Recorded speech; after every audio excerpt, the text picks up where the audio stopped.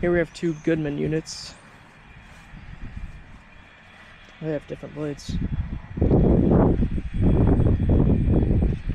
I think these are straight core units.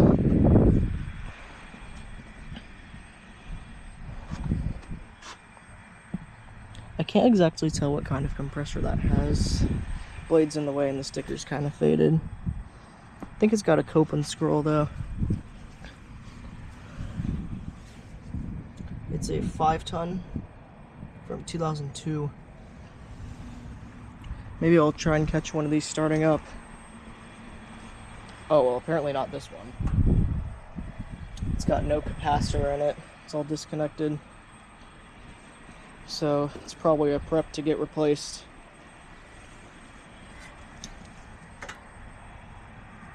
I think this one has the same thing.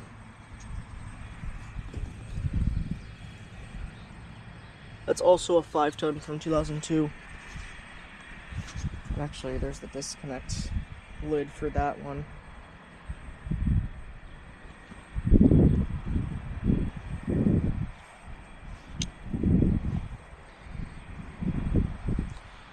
That'll be all. Thanks for watching.